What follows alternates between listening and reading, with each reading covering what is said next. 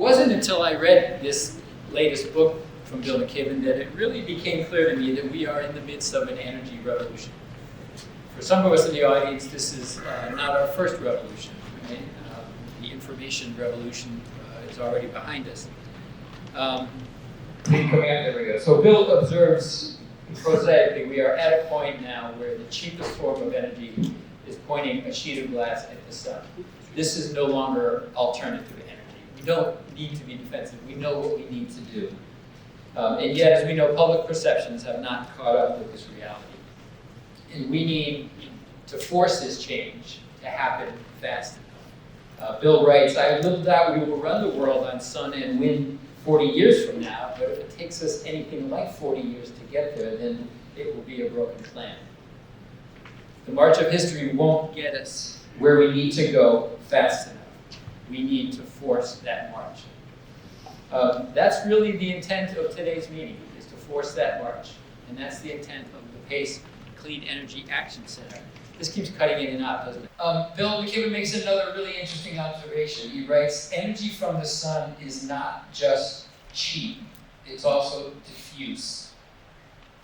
It's available everywhere instead of concentrated in a few places. Unlike oil and gas, sun and wind cannot be hoarded. This has profound implications for the potential of renewable energy to address historic environmental injustices.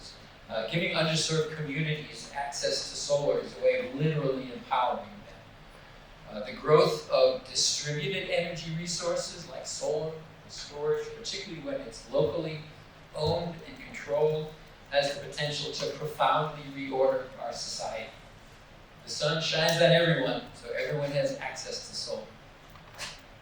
I'm thrilled we could start our event today with a word from Bill McKibben, because I think it's important for us to recognize the moment that we are in. It's easy to overlook the promise of renewable energy to create not only a world that is cleaner, but one that is more equitable. Our job is to make sure that this happens in time. We are thrilled to have so many of you here today. Welcome. Thank you for joining us. We're honored to have our awardees for local climate action. I will just mention, I made this announcement before, but there seems to be plenty of seating here, but at any point, feel free to make your way up to one of the two balconies on either side. Restrooms are a restroom back there, and I believe there's a restroom behind the stage as well. So you'll see people with badges like this that are PACE staff or PACE board members. If any questions, feel free to reach out to us at any point. So today's event is about local climate action.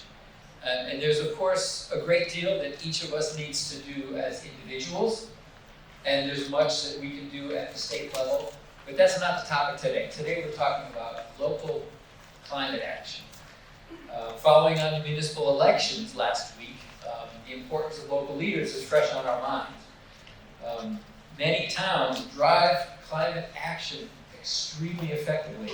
And we're going to have a panel today that will talk a little bit more about how we can do more of that. We are going to recognize some local community leaders who are making a difference in their communities. We will be hearing a bit about some additional PACE initiatives, Heat Smart, NICER, and Thermal Energy Networks, or TEN for CT. And we're also launching today a new online tool, the Clean Energy Action Center, or CEAC, which is aimed at giving local communities the information and tools they need to drive climate action. So what is the CEAC?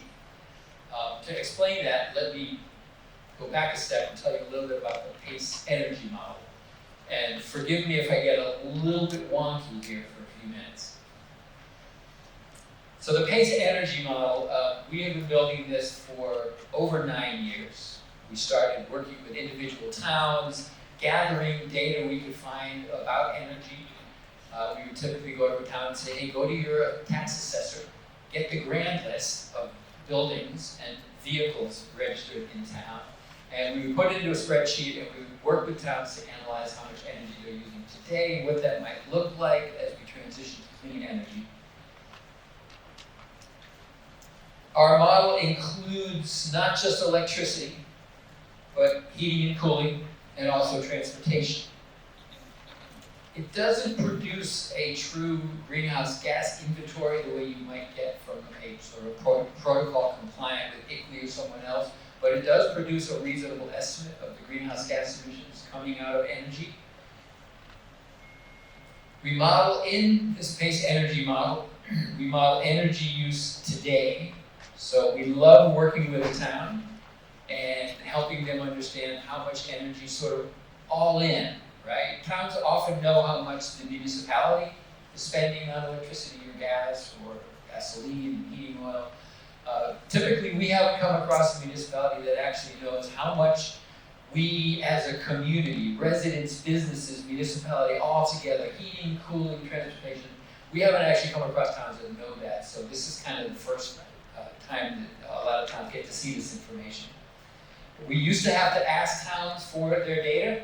We'd say, go to the tax assessor, get the grand list data, send us some utility data, send us this and that. Well, now we actually have all that data. A couple of years ago, we reached the point where we actually have now a database of every building in the state and every vehicle in the state. So we're now at the point where we can do some detailed analysis for your town without having to come and ask you for any more data. And we think some of that analysis is interesting. We've worked with, at this point, I think over 45 towns, helping them understand energy usage and informing their decisions. The purpose of this Clean Energy Action Center is nothing more than to help get that information out to more people. Everything we do right now is very manual, right? We work with towns, we help them develop energy plans, we give them energy analysis. The idea is you will be able to, with this tool, go online, get a lot of this information yourself, and get started. The goal is action, right? And as you will see in a minute, the CEAC aims at directly linking specific climate actions to the levers that we need to move to reduce our greenhouse gas emissions. So the idea is you can actually walk away from this tool, the CEAC, with an outline of an energy plan. Let's take a look at a few things that the CEAC and the energy model tell us. So our goal, of course, is to reduce our greenhouse gas emissions. Right? That's what we need to do to live on this planet. So it helps to maybe understand where those greenhouse gas emissions are coming from. So this is one chart that comes out. And as I say, we include everything. Our PACE energy model, I will tell you, started years ago, much more simply. We really thought we were just going to deal with electricity, right? We could just put up a bunch of solar and meet our electrical needs, but then, I think it was Bernie Pelletier said, oh, but there's heating too, and then there's transportation. So actually, this is all energy that the town uses. And you can see if we're going to reduce our greenhouse gas emissions, you can see where it's going to have to come from. And this data also, when we're looking, say, at transportation being 40% and then heating being another 40% of our energy usage, within the model there's an opportunity to get to a much more granular level. So to drive a campaign to, say, go after those buildings that are most suitable for an energy retrofit or an upgrade. So this is where our greenhouse gas emissions are coming from today. The data here that you're looking at is for the state of Connecticut. So the question is, how are we going to go about reducing our emissions? When we talk about a transition to clean energy, what are we talking about specifically? Well, this chart, I think, gives you a picture of the path to reducing our greenhouse gas emissions, right? The vertical axis is CO2, so it's our greenhouse gas emissions. Again, state of Connecticut, we emit 30 million tons of greenhouse gas, of CO2 equivalents, just on energy, or about 8.5, 8.6 tons per person. Our estimate of our interpretation of the state goals is that we need to get below 3. So we're at 8.6 now, we need to get below 3 tons per person. So where's it going to come from? Where can we reduce our greenhouse gas emissions? So you can see we're starting at 30 million, and the bottom of that curve traces us all the way down to 0 greenhouse gas emissions by 2050. And how are we going to get there? We have these things called emission wedges, emission reduction wedges. So the first wedge at the very top is building efficiency. It's investments in energy audits, it's insulation, it's air sealing. And you can see that will have an effect at reducing our greenhouse gas emissions. The red is the impact of electrifying our heating and cooling. So getting off of natural gas and heating oil and transition to all electric heat pumps will also, you can see, have a reduction on our greenhouse gas emissions. The blue is the electrification of transportation, so transitioning from internal combustion to electric vehicles. What's interesting is those three steps together get us about halfway. So by investing in efficiency, by electrifying our heating and cooling, and by electrifying our transportation over time, we're going to get about half, we'll reduce half of our greenhouse gas emissions. The reason that it's only about half is that we would still be using electric vehicles and heat pumps on a dirty grid, a grid that is powered to a significant extent from natural gas and a bit of nuclear. So the only way we're going to get to zero is not only transitioning to electric and investing in efficiency, but we also need to source our energy from clean sources. And there's some things that we can do at the local level. We can promote solar, we can promote storage, we can promote microgrids, and then there's things we can do at a more regional level, like thermal energy networks, offshore wind. But this is sort of, those are the levers that we have, right? We can reduce our emissions through investments in building efficiency, building heating and cooling, electrification of transportation, and then a clean, renewable source of energy. So when we get there, what will our energy look like as we transition to this new world?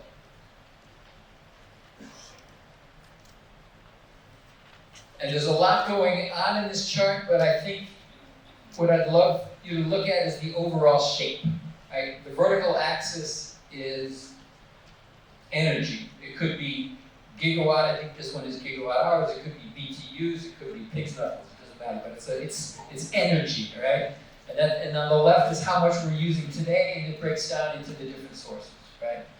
And you can see starting from the top, the sort of the brown colors are natural gas, oil, and gasoline, right? And you can see over time our usage of these fossil fuels is going to reduce significantly.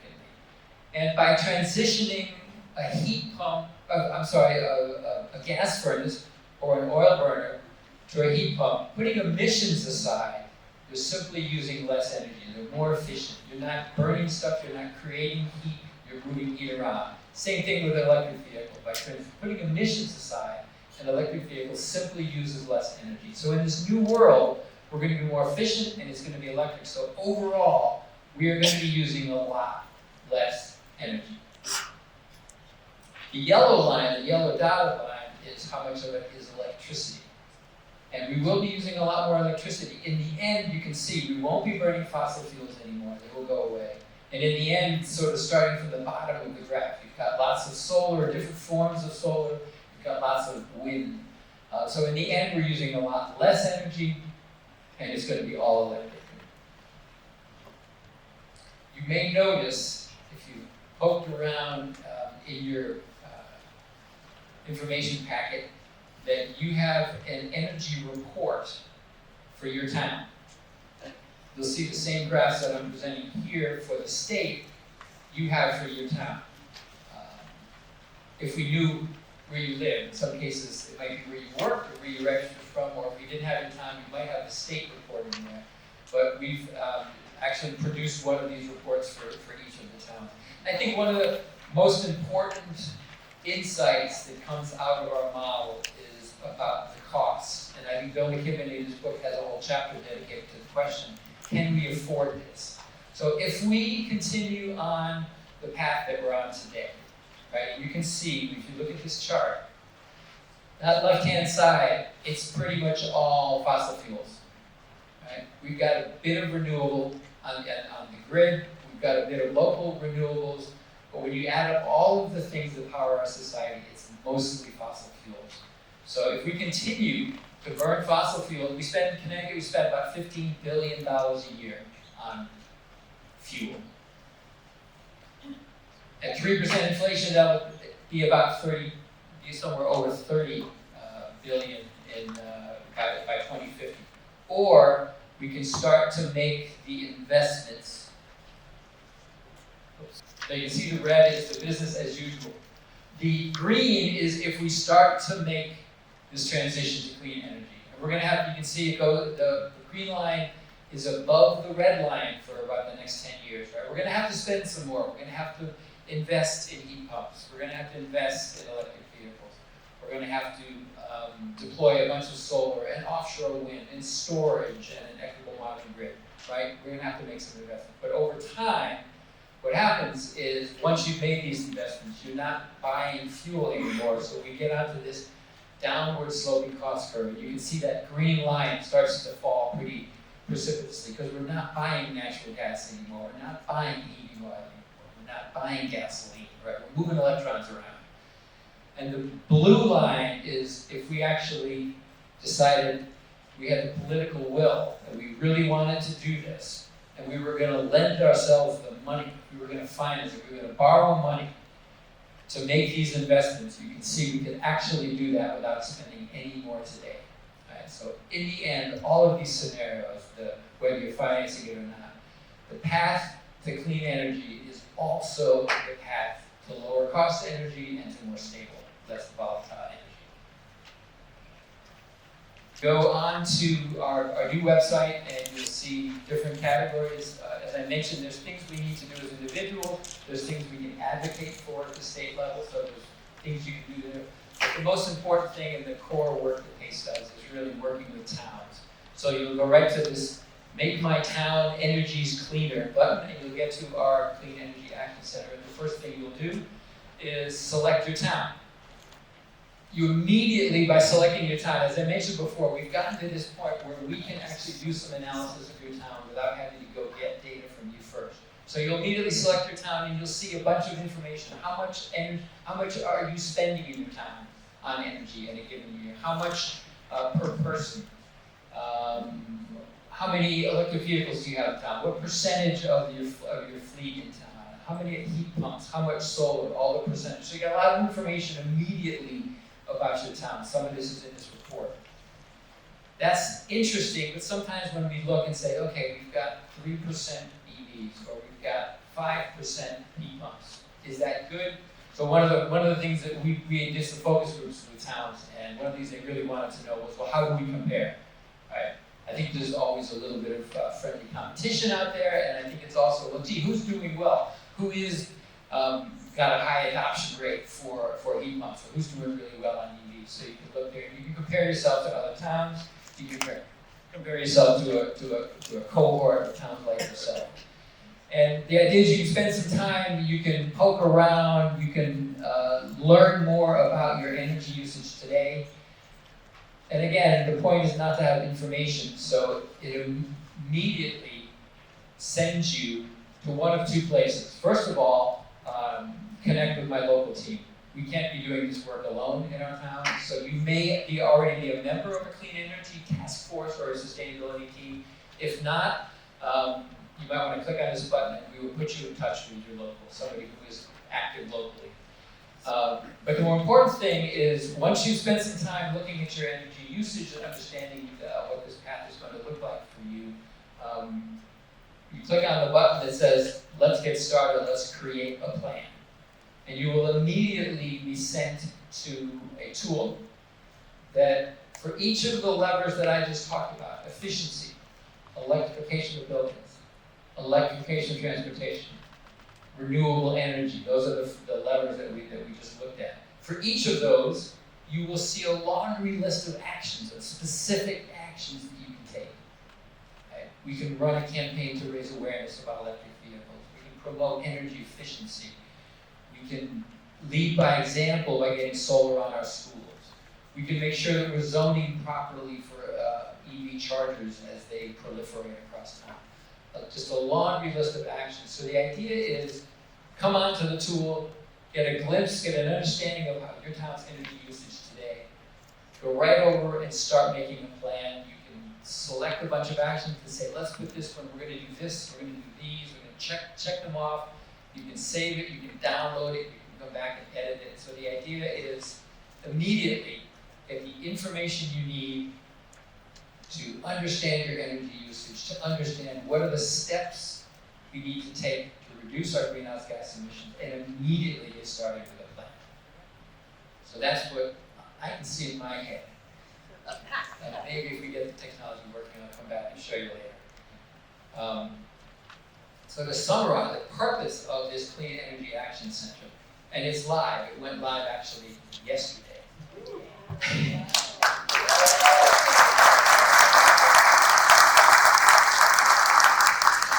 I may do from a video hookup and do a shout out and a recognition of our terrific data scientist. She's out in Colorado right now, Alex Cosso. And it was really Wednesday morning, so 2 days ago, I woke up with the confidence, I think for the first time, we would be able to produce an energy report for each of you for your information packets. So kudos to Alex in getting us to that point. But the idea is, you can go online, you can get the information, you can get started making a plan and taking action right away. And the other thing I'd like to mention is, we're describing this as the launch of the Clean Energy Action Center. Well, as you know, a launch is the start of a journey. Right? And we're proud of how far we got in getting this version of the CEAC out, and there is much more that we have planned. So we encourage you to kick the tires on it, give us your feedback, and come back regularly, because I'll give you an example. This energy report that you have in your packet, it's an example of an energy profile, a snapshot. It pulls all the data that we can find about your town, your energy usage, and it summarizes it in a form that hopefully is helpful for you. That's one example of an energy profile. We have another one that is more like a 20-page detailed analysis of your building energy, your transportation energy, what's your potential in town for solar canopies. Some of you we've actually provided these reports to. If we want to do it right now, we have to have a little hamster spin a wheel and actually produce the thing, but we're working on actually having that report also, something you can simply download from this, from the CEAC. And we would love to work with you going forward. So if there's another report, if there's another profile, if there's an aspect of your energy use that you would like to understand better, we might have it in the CEAC, in the energy model, and let's build a report together that will give you that information. And together with Sustainable CT, shout out to Jess Leclerc, thanks for joining us. Together with Sustainable CT, we're going to launch a series of workshops now to work with towns to create an energy plan or update their existing plan. Right? We'll go through workshops with different categories about what are the best actions that a town can take to promote clean transportation. Right? What are other towns doing? What's working? What's not? What do we do? How can we promote solar in town? What towns are successful? Right? So we're going to have a series of workshops, and the idea is at the end of that workshop, each town can have an energy plan done.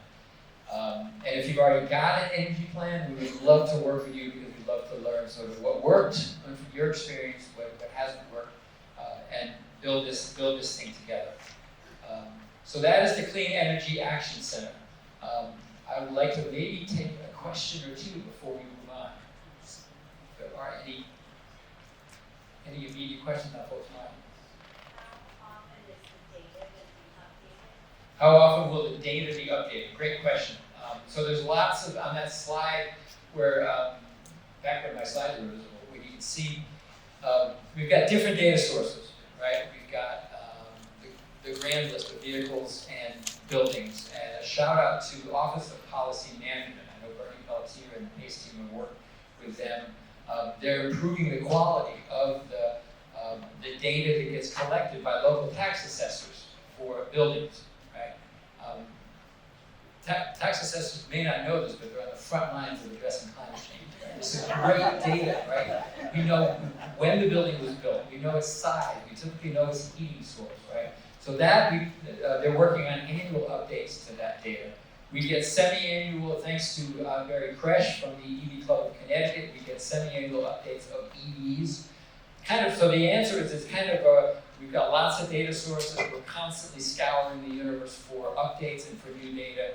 I think the short answer would be at least annually. Any question here, John? Yeah, I know the town of Brentford, public schools use between 62 and 67% of the town's energy. I wonder if you have your site segregates that out or if it's included in the package. Okay, did I hit schools are 67% of your town's energy? That's right. So the data that we get publicly from utilities, from Energize CT, from all the sources, typically does not break out the municipality, right? We typically get a residential commercial split, and included in commercial is the municipality itself. So that's exactly the kind of thing where we love to then work with the town and say, okay, help us break it out. And even check the data, because as I said, we're relying on these grand lists. Sometimes the municipal vehicles and municipal buildings are on the grand list, sometimes they're not. So I don't want to make it sound like you should take this stuff and blindly go to town. We would love to work with you to be looking at the data, making sure it's correct, making some further analysis, splitting out the municipality, and making sure it's clear. Question in the back?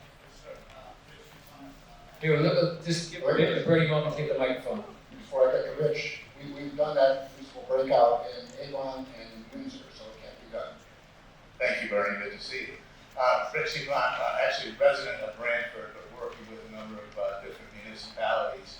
And to your point, I think what we find most often is when we're working with a municipality, and in particular the school system, it's very important to engage with the boards of education on that side of things. And as this is an educational type forum, I think that would be just something to keep in mind as we move forward. Thank you, Rich. Yeah, I have a loud voice. I have a teacher voice. Jim Clifford from Milford and the Connecticut Climate Education Hub. To build on the point the gentleman just mentioned, that would be a very effective means for engaging young people who seem to be the most motivated and they have the most at stake. And so there are organizations that can work to help bring more of this energy, clean energy into the schools through resources. And I'd be glad to talk to anyone here about that. It's all free, it's all non-done. Thank you. Terrific. Yes, did the website be displayed somewhere? Can the website be displayed somewhere? That's what I'm asking myself. So it's live, so pacecleanenergy.org. I'll try to get this figured out. On your phone. Oh, on your phone, you can go to your phone right now, right? So pacecleanenergy.org, and then to get to the CEAC, there's a couple ways which you can select make my town energy cleaner, and I'll try to get the so we had Kenny as well. I know you're not the economist, but I think about all the time about documenting literally real positive economic impact of all this work. Got to repeat myself. Yeah, just thinking about, we always looking for messages to sell this. And one thing I think about a lot, kind of learning from my first selectman is what about the positive economic impact of this work? And again, I know you're not an economist, I don't think, but it just seems like an important direction to go in. So you talk about the economic impact of the work that we're doing transitioning. People have businesses and jobs. Right. I don't think we sell that. Right, that's exactly right. I mean, solar and heat pumps, those are local jobs, right? Solar increases not just jobs and tax revenue, but also wealth, right? The local ownership. So the economic impact of this is huge. Can I just add to that? Yeah, I agree with you. Messaging the economic benefit and value of this type of work is really important, because people need to hear that, because the heat pump program, and I'm in Bethel, I'm the chairman of Sustainable Bethel, and we've just implemented the SBEA program for the small businesses, and to help small businesses in our community reducing utility costs, the EV charging. This has some, and we're also next year going to focus on battery storage and building efficiency. We did that many, many years ago, but we're going to renew that and update that. This has nothing to do with this, but I just want to mention, related to the economic benefit, we partnered with the HRA group and we implemented a food scrap program, and now we got a great grant to actually do composting at our transfer station. And then ultimately, we're going to be doing community gardens. So that's the cyclical and economic benefit, reducing those costs. And I think, Sharon, what you're saying is doing well by doing good. And that's, I know somebody in this room, that's their tagline. Mark, did we get the ups? We have, so this is our website, this is our new website.